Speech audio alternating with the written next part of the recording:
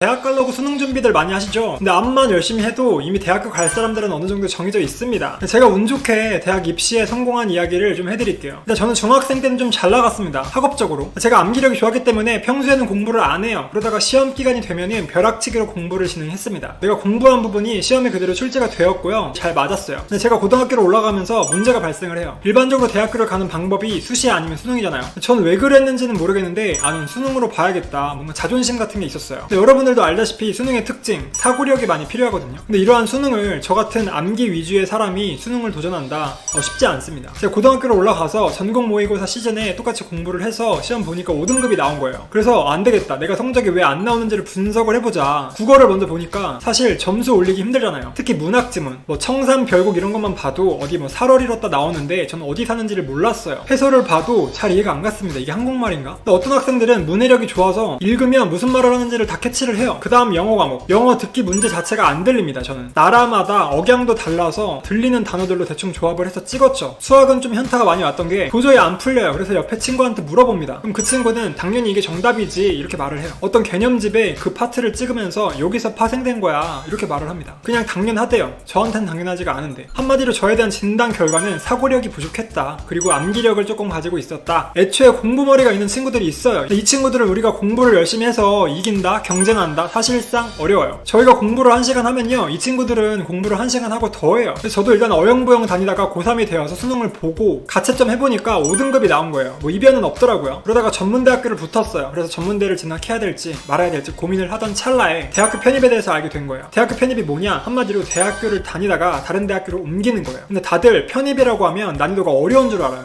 실제로 어렵긴 한데 이게 어렵다고들 생각하는 이유가 두 가지 때문에 그런 거예요. 첫 번째는 경쟁률. 여러분들이 언뜻 신문 기사나 어디 사이트에서 이런 걸 봤을 거예요. 편입학, 경쟁률 10대1, 100대1 이런 식으로 나와요. 이거를 보고 준비할 엄두가 안 나는 거예요. 내가 어떻게 100명 중에 1명이 되지? 그냥 수능이나 다시 봐야겠다. 약간 이런 마인드. 제가 해보니까 정시는 이런 특징이 있어요. 저희가 수능날에 딱 하루 모든 과목에 대해서 시험을 보죠. 그래서 한 달 뒤에 성적이 나오면 그 성적으로 가나다곤을 지원을 합니다. 3군데를. 근데 편입은 시스템이 달라요. 일단 지원할 때 무한리필이에요. 학생들이 보통 10군데 정도의 대학교에 지원을 하거든요. 한마디로 자연스럽게 경쟁률이 높아질 수밖에 없는 구조인 거예요. 허수 개념 같은 거죠. 편입시험은요, 각 학교별로요 시험을 치러요. 내가 만약에 10군데 대학교에 지원을 했다. 그럼 10군데 학교에 가서 시험을 보고 독립적으로 결과가 나오는 거예요.